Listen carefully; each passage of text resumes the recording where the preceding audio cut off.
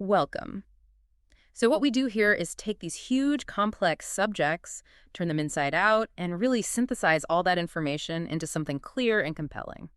And today we are tackling an absolute giant of a topic. We really are. We're getting into one of the most significant cultural figures of the last century, Superman. This is all about understanding the foundation of a modern myth. Our whole focus here is to synthesize the actual source materials. We want to uncover the specific historical facts, the developmental turns that really truly underpin this character. We're moving way beyond just summarizing comic book plots. Right. We're going to trace the very surprising genesis of the Man of Steel. We'll analyze the profound and often devastating legal battles that followed his creation. And really try to clarify what explains his remarkable, almost 90-year relevance. Exactly. When you talk about establishing a genre, this is the blueprint. Superman, first appearing in Action Comics #1 on April 18, 1938. He wasn't just another popular character, he literally defined the superhero archetype. He gave us all the conventions, didn't he? Yeah, all of them. The outlandish costume, the secret code name, these extraordinary abilities hidden under a totally mundane disguise. And the numbers, they just speak for themselves. This is still the best-selling comic book series globally. Over 600 million copies sold worldwide. It's an unprecedented cultural footprint. It's massive. It is. And the mission for you, as you listen, is to understand that the iconic figure who finally showed up in 1938, he was the end result of a long, really complex, and constantly shifting creative process. It wasn't a single flash of inspiration. Not at all. We have to start long before that first publication date back in the early 1930s to really grasp the volatile, changing forms he took before publication, and then the emotional and legal wars that his creators, Jerry Siegel and Joe Shuster, were forced to fight. Okay, so let's unpack this creation story. It really has to start with the two men themselves, because their partnership in high school is just as crucial as the character they invented. It all begins in Cleveland, Ohio, back in 1932. This is where the writer, Jerry Siegel, and the artist, Joe Shuster, form their creative bond. They're still in high school. And they were brought together by a shared passion. A very intense, shared admiration for science fiction. Siegel, he was the writer, and he was already active in that early sci-fi fan community. He was publishing these amateur stories in mimeographed fan magazines. Right, fanzines. Yes, and he titled his science fiction, The Advance Guard of Future Civilization.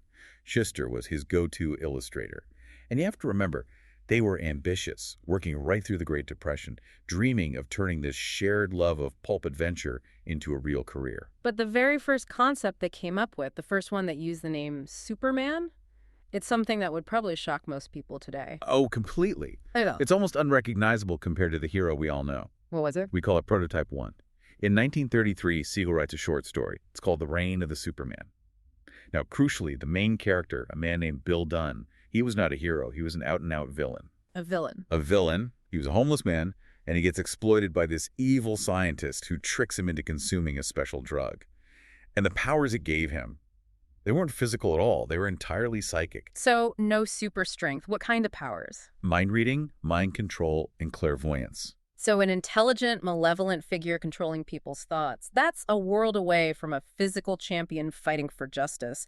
And Schuster even drew him as bald. Right? Exactly, a bald psychic mastermind. This early Superman used his power purely for malicious reasons, for profit and just for his own amusement. It really reflects some of the darker, more cynical tones you'd find in Depression-era pulp stories. He was just pure psychic villainy. So why did they abandon a concept that was so radically different? It sounds like a total creative U-turn. Was it forced on them? It was absolutely forced by commercial reality. Siegel and Shuster were desperate to succeed, and their main target was the syndicated newspaper strip market. That was the big prize. And the feedback they were getting was blunt. Very blunt. The editors kept telling them their psychic stories just weren't sensational enough. At that time, the public's appetite, especially coming out of the Depression, was shifting. People wanted clear-cut, dynamic, physical heroes. So you could argue that the economic pressure of the 1930s literally demanded the invention of the action-based superhero. I think it's a very accurate synthesis of the sources.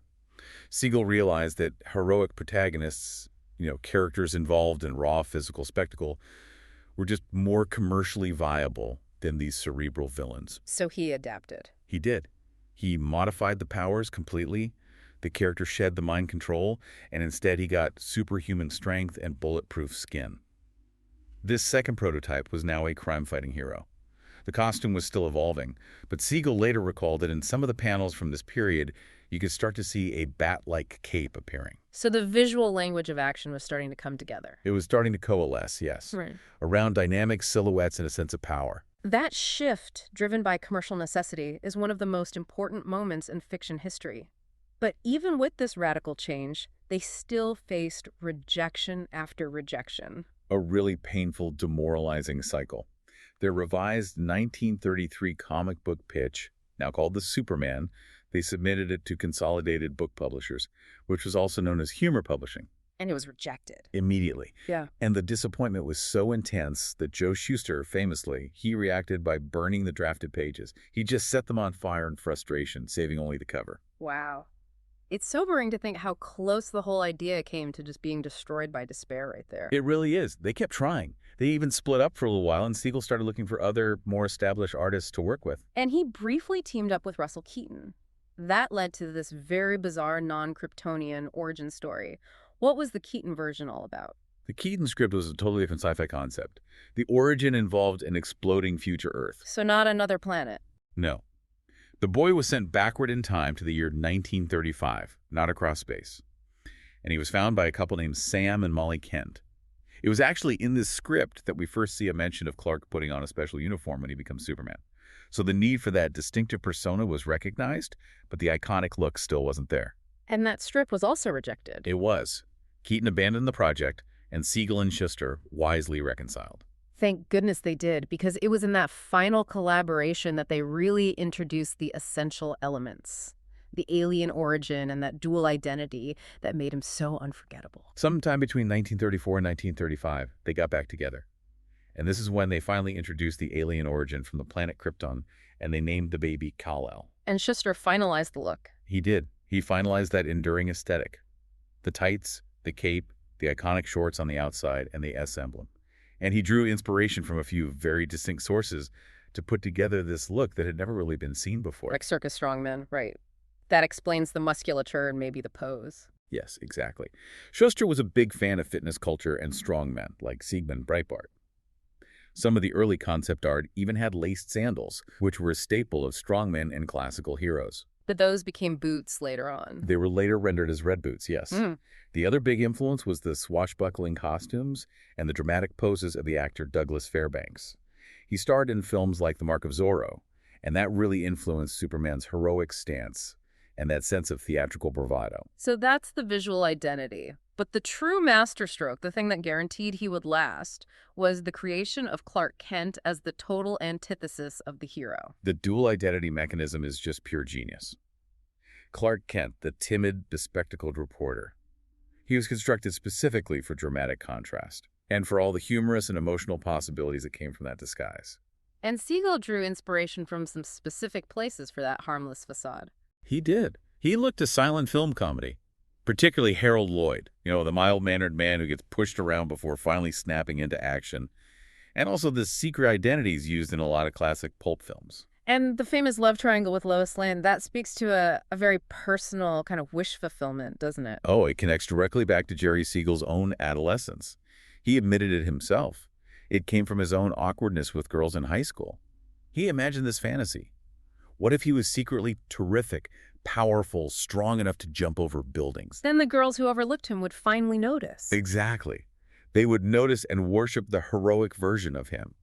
Lois Lane, who is drawn to the power of Superman but is completely dismissive of the timidity of Clark Kent, she became the perfect vehicle for that adolescent, almost universal fantasy. And that simple, potent contrast is one of the keys to the character's enduring appeal. So they finally have the finished character, the hero, the costume, the dual identity. But they still couldn't sell him to a syndicate. And that difficult path leads us right to the moment of publication and, tragically, the moment they sign their future away. The final steps to publication in 1938 are just steeped in misfortune. After the McClure Syndicate rejected the strip, one of their associates, a man named Max Gaines, saw its potential. He recommended the material to Jack Leibowitz, who was putting together content for a new anthology magazine, Action Comics. Action Comics. And Siegel and Schuster, by this point, they were just worn down by years and years of rejection. They just wanted to see their creation in print, so they agreed to the offer. And the compensation for launching what would become a multi-billion-dollar industry. They submitted 13 pages of material, which they adapted from their old rejected newspaper strips, and they were paid a flat sum of $130. $130. But the overwhelming tragedy here is that the payment was only for the story itself. In early March of 1938, at Leibowitz's instruction, they signed a contract. And in that contract, they gave away the copyright for the character Superman to Detective Comics, Inc., the company that would become DC Comics free of any additional charge. And while that might have been common practice for contract work at the time, this was their masterwork. This single act resulted in decades of regret and legal challenges. It did. They had signed away rights to earlier works, sure, but Superman became a cultural phenomenon on a scale that nobody could have possibly anticipated. This decision, born of pure desperation and the exploitative industry practices of the day, it just resulted in decades of regret, emotional hardship, and these devastating legal challenges for them. They unwittingly sold their future for $130. That's the long and short of it. But let's focus on the debut itself, because it was incredible. What were the core narrative elements that were established right there in Action Comics #1? The essential origin story was all there, cemented. Kal-El, sent by his parents Jor-El and Lara just before Krypton's destruction. He's found by an American farming couple, Jonathan and Martha Kent, and the story immediately establishes his purpose, to use his fantastic, unique gifts for the benefit of all humanity, driven by the strong moral compass his adoptive parents gave him. It grounded this alien story in very human values. Deeply human values, yeah. And it's so important to clarify the powers as they were originally presented, because the most iconic ability of all flight, it wasn't there yet. Exactly. In Action Comics #1, Superman absolutely could not fly. His prodigious abilities, his superhuman strength, speed, durability, they're explained by two complementary factors. One, Kryptonians were a species millions of years advanced of our own. And the second part was about gravity. Critically, yes. They evolved on a planet with much higher gravity than Earth. So on Earth, with its lower gravity, he could run incredibly fast and, of course, leap tall buildings in a single bound. Yeah. But he did not achieve sustained flight. That's such a key difference from how we see him now. What about the setting and the initial supporting cast? Clark Kent starts his career as a journalist for a newspaper called The Daily Star. Lois Lane is there from the very beginning as his fiercely independent colleague. But not the Daily Planet. Interestingly, no. It was actually the subsequent 1940 radio serial, The Adventures of Superman, that changed the paper's name to the more dramatic The Daily Planet. And that show also introduced his boss, the editor Perry White. Jimmy Olsen, the photographer, he came along a little bit later to provide a relatable, younger male perspective for the readers. Okay, moving on. The character's true longevity is based on that clever duality of Superman and Clark Kent. Let's really get into the deliberate construction of that timid persona. The Clark Kent persona is one of the most effective disguises in all of fiction. It wasn't just a physical change, it was a complete behavioral performance. It was designed to deflect any suspicion and to safeguard his private life. So how did he do it? Clark adopted this passive, introverted personality. He would walk with a slight slouch, he spoke in a slightly higher, more nervous pitch, and he used these conservative, bland mannerisms. He basically weaponized being uninteresting. And his choice of clothing was a deliberate camouflage as well. Oh, absolutely. The bland, often ill-fitting business suit and those black-rimmed glasses, they were all designed to maximize the contrast with the powerful, colorful figure that was underneath. And the job as a journalist, that served a purpose, too. It served a dual strategic function. It gave him a, quote, plausible reason to be present at crime scenes, and it also acted as an extension of his heroic duty. He was bringing truth to the forefront and fighting for the little guy through the power of the press. That attention to detail even went as far as his name. It did. The middle names that were assigned to Clark in various continuities over the years, Joseph, Jerome, or Jonathan, they're subtle, sometimes overlapping acknowledgments of his creators, Jerry Siegel and Joe Shuster, and his adoptive father, Jonathan Kent. It's a nice little connection between the fiction and the real people who fought so hard for him. Now, let's trace the incredible evolution of his powers over time. He goes from prodigious leaping to, well, almost godlike capabilities. The first major step happened almost right away. In 1940, Debuting in the radio serial, the ability to fly was introduced. It specifically replaced the original running and leaping. And that was a practical decision, wasn't it? It was a practical necessity for the animators of the Fleischer cartoons and for the radio producers. Endless sequences of a character high jumping were visually awkward and technically difficult to convey. Flight immediately elevated the character's sense of spectacle and freedom. What about his famous eye powers? When did they come in? X-ray vision, his ability to see through objects, except for lead, was introduced relatively early.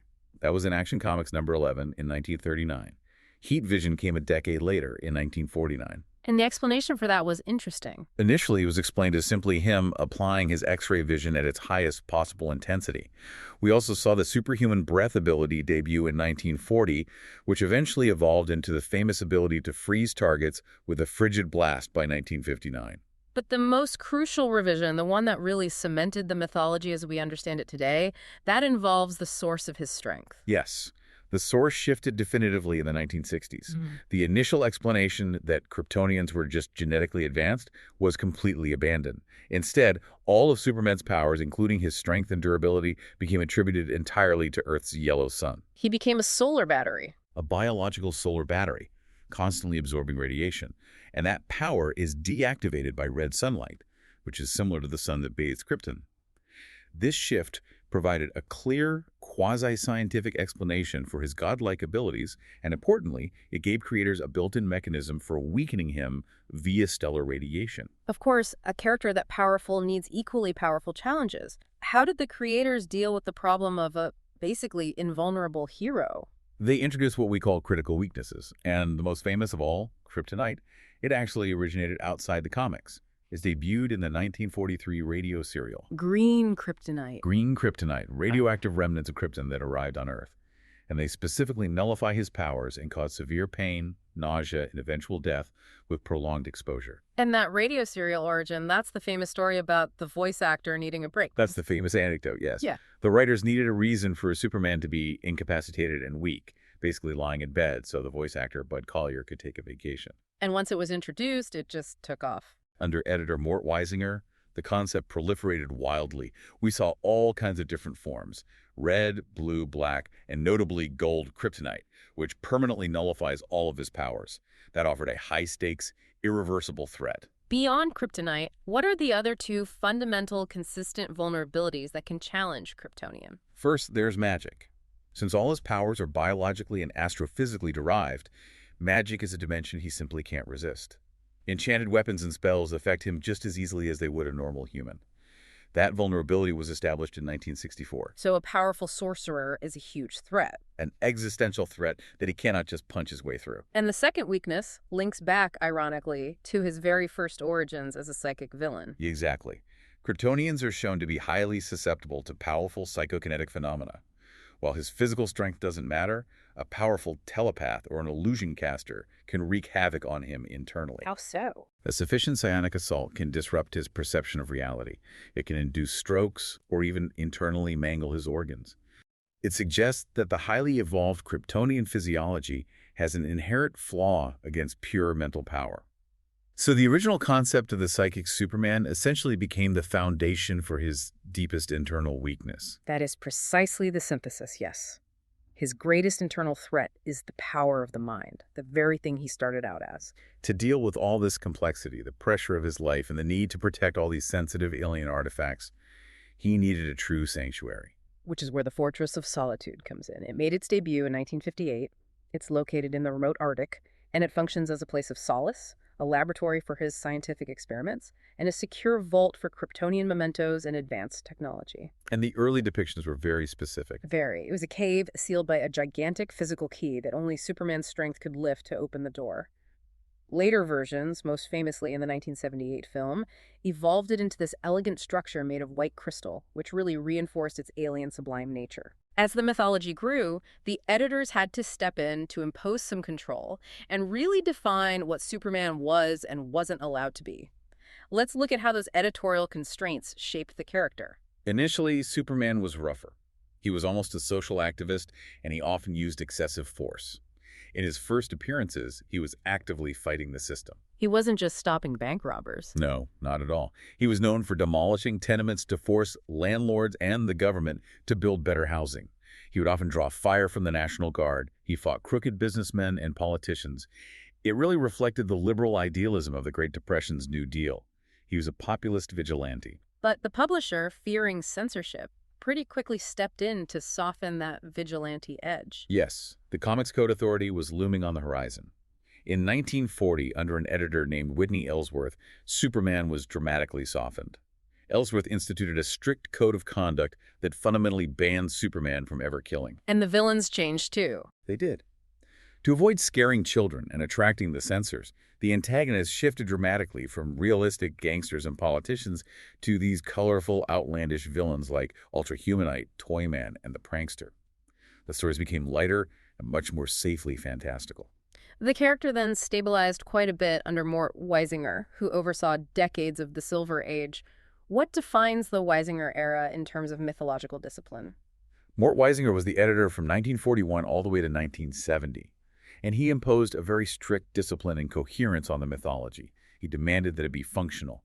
He would meticulously assign story ideas, and he carefully planned the logic of Superman's powers, his origin, and his relationships. This is the era that gave us a lot of the classic elements. It did. This era introduced fan-favorite elements we still recognize today. Right. His cousin Supergirl, the bizarre clone Bizarro, his superdog Krypto, the Phantom Zone, and all the extensive rules for the various forms of kryptonite. What's fascinating here, according to the analysis, is that this strict, complex system was both immensely appealing and, at the same time, somewhat alienating to different parts of the audience. Precisely. This level of complexity made the stories beguiling to devoted readers who just loves keeping track of every little detail, every retcon, every rule. The universe became this welcoming, ordered haven for them. But for newcomers, it was simultaneously alienating to casuals who felt like they needed an encyclopedia just to follow the action. And Weisinger maintained this complexity while deliberately avoiding sensitive, real-world subjects like the Vietnam War. He kept the world as pure fantasy. That need to appeal to a changing audience forced some necessary modernization, though, starting with Julius Schwartz in the 1970s. When Julius Schwartz took over in 1970, he recognized that he was losing newer readers. He attempted to streamline and modernize the character. He tried making Clark Kent a television anchor, a more modern medium. Right. And he retired some of the overused elements, like the endless robot doppelgangers and all the excessive kryptonite variants. Schwartz also scaled Superman's powers back, closer to Siegel's original depiction, trying to make him feel a bit more grounded. Though TV anchor change was later reversed. It was, yes. But the biggest, most lasting shift came in 1986, following DC's company-wide reboot, Crisis on Infinite Earths. This led to John Byrne's The Man of Steel reboot, which significantly reduced his powers again. It seems to be a continual struggle with Superman's excessive power level. Byrne also radically reimagined key supporting characters. Lex Luthor, who had always been a mad scientist, became this powerful, ruthless, billionaire industrialist. Which made him a foe who fought Superman through corporate and political means, not just with ray guns. Exactly. And crucially, Byrne made sure that Superman was the absolute sole surviving Kryptonian. And that meant Supergirl had to be fundamentally changed to maintain that focus on him. Yes. To preserve his unique status and his burden, Supergirl had to be reimagined. She became an artificial, shape-shifting organism, not Kal-El's biological cousin, at least for a while. This just shows the creative extremes they had to go to in order to keep that core concept, the alien orphan, clean and powerful. And no discussion of Superman's modern history is complete without mentioning the media frenzy that surrounded his death. The death of Superman's storyline in 1992 was unprecedented. Superman number 75 sold over 23 million copies. It became the best-selling single issue of a comic book of all time. It proved that even if the core readership numbers were lower by the 1990s, the character still commanded massive global attention. It did.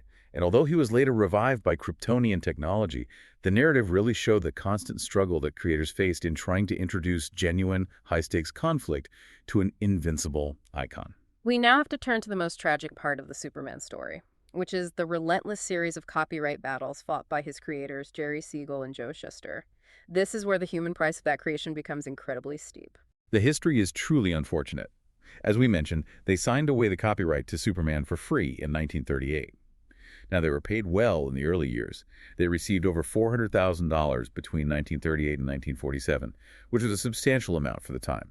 But that financial security quickly evaporated when you measure it against the character's eventual multi-billion-dollar value. The immense regret and anger set in almost immediately as soon as the character exploded in popularity and DC started expanding the mythology without their consultation or any additional payment. And the conflict really ignited when DC published Superboy while Siegel was serving in the U.S. Army. That's correct.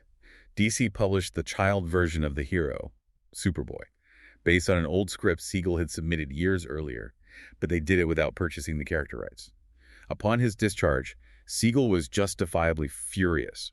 In 1947, he and Schuster sued DC Comics for the rights to both Superman and Superboy.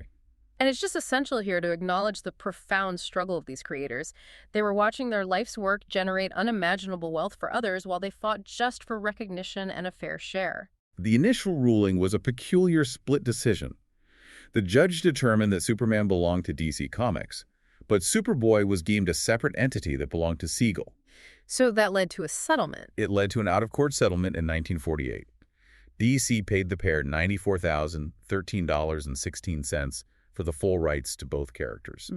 And then, in a crushing move that just underscores the immense disparity of power, DC immediately fired both of them. Fired. After having just bought the complete rights to their most important creations, so now they had no job and no ownership over their defining work. They tried again years later.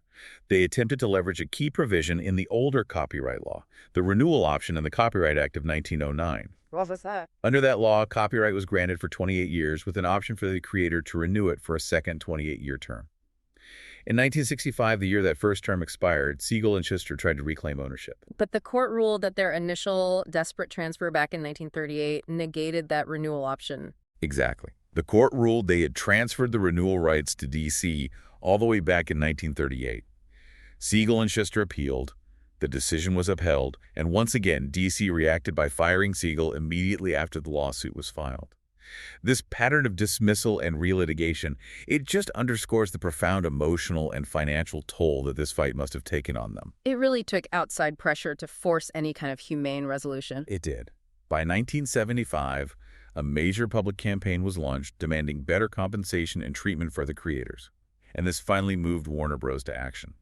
They agreed to grant Siegel and Schuster a yearly stipend, full medical benefits, and the mandatory on-screen credit. That familiar phrase, Superman, created by Jerry Siegel and Joe Shuster. That one.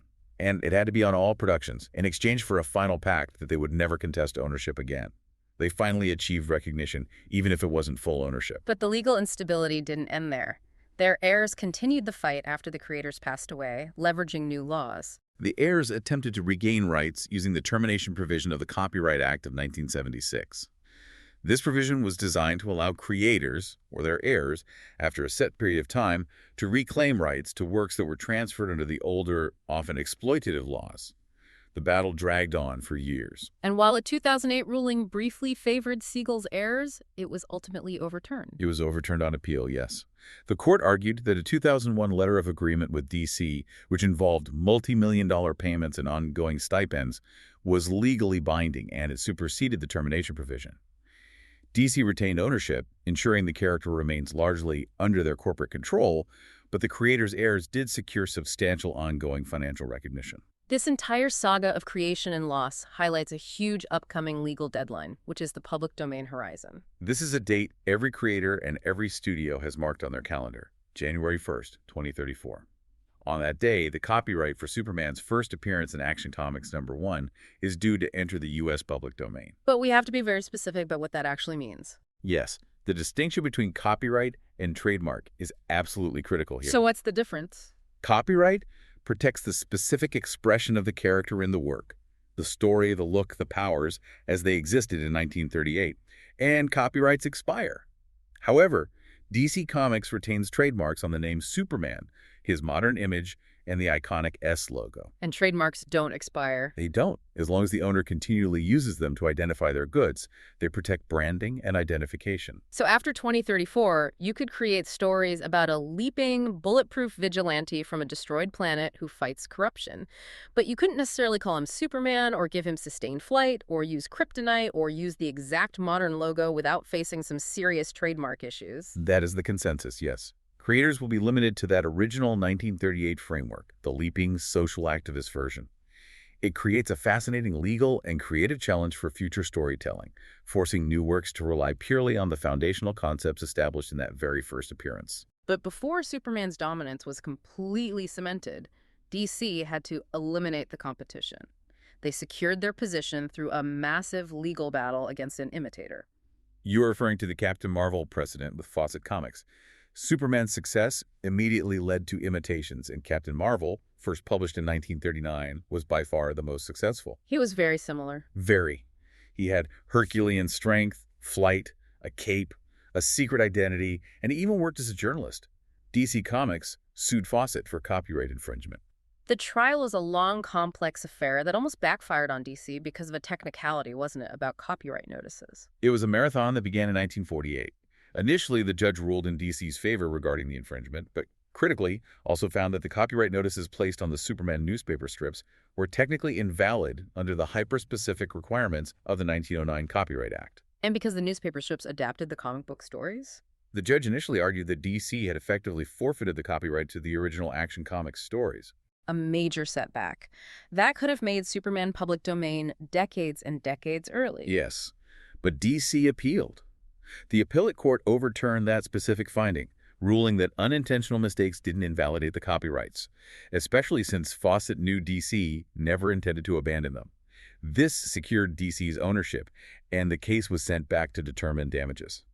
At that point, Fawcett Comics wisely settled out of court. And that settlement secured DC's dominance in the superhero market for good. Fawcett paid DC Comics $400,000 and agreed to cease publishing Captain Marvel stories entirely, ending the character's run in 1953.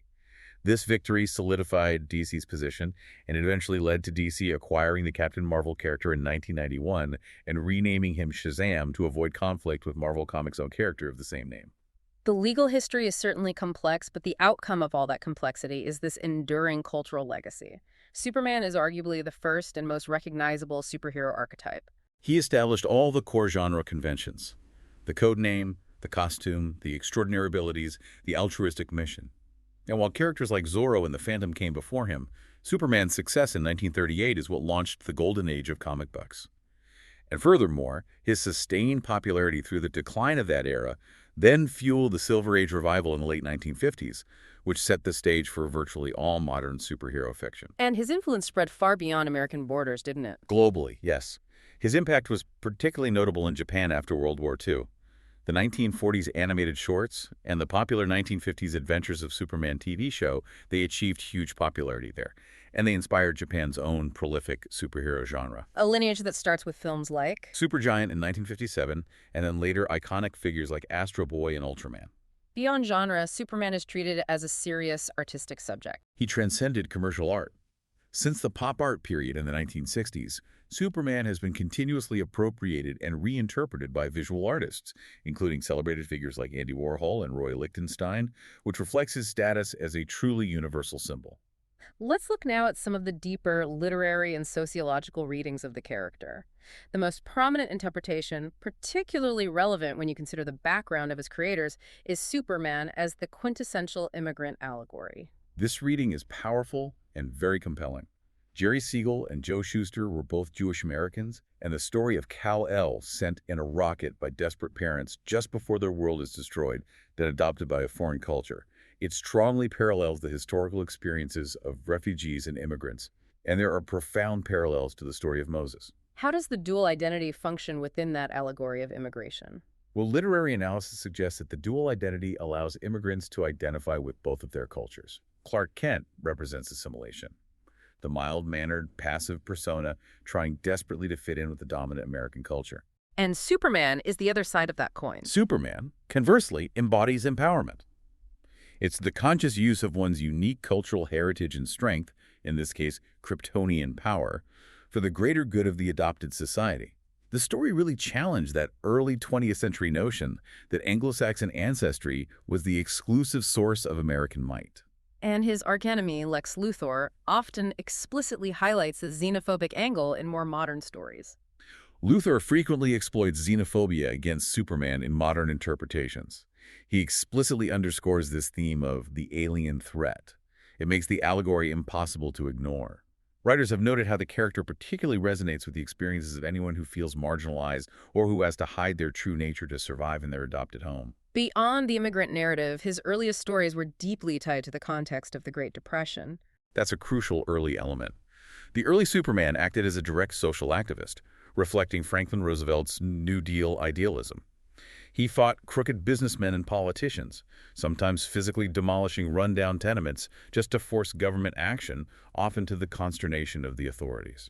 And this extended into the radio programs. Yes, which famously tackled issues like anti-Semitism and veteran discrimination, including taking on a version of the Ku Klux Klan in 1946. And finally, the religious parallels.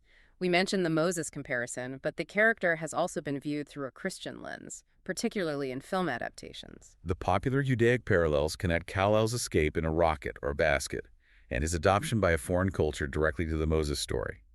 And the name Kal-El is circumstantially believed to resemble the Hebrew phrase Kuil-Nel, which translates to voice of God. And this was noticed at the time. Oh yes, the Nazis certainly saw him as a Jewish creation. The Schutzstaffel newspaper Das Schwarze Kors denounced both Superman and Jerry Siegel in 1940. While Siegel and Schuster never consciously confirmed these influences, later media adaptations consciously incorporated Christian messianic themes. The 1978 movie, for instance. The 1978 Christopher Reeve film, written by Tom Mankiewicz, depicts baby Kal-El's arrival ship resembling the Star of Bethlehem. And this theme was revisited and made even more explicit in the 2013 film Man of Steel, where Jor-El explicitly assigned Superman a mission to guide humanity down a wiser, less corrupt path, redeeming the mistakes of his own race. This has been a remarkable analysis, tracing the character from a simple, evil, bald psychic through his development as a Depression-era social activist, his transition to the mythological Big Blue Boy Scout under Weisinger, and then his constant reinvention across decades of reboots. The history really reveals a paradox. He is constantly changing. His powers shrink and grow. His origin is revised. He dies and comes back. But his core remains absolutely stable. As we discussed, the enduring power comes from that original creative spark. The simple contrast of the timid, bespectacled Clark Kent hiding the power of a god. A mechanism born from wish fulfillment. Exactly. From the wish fulfillment of two awkward, imaginative young men.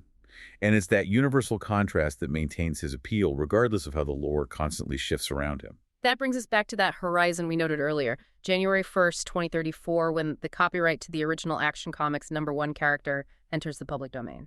It raises a really important question for the future of creativity. Consider the limitations of that original 1938 version of Superman. He cannot fly, he has to leap everywhere, he is vulnerable to certain conventional weaponry, and his primary focus is aggressive social justice, not fighting alien tyrants or colorful supervillains. So the question is, how might new artists and writers utilize only those foundational, leaping, bulletproof vigilante concepts to tell entirely new, grounded stories about the original iteration of the Man of Tomorrow?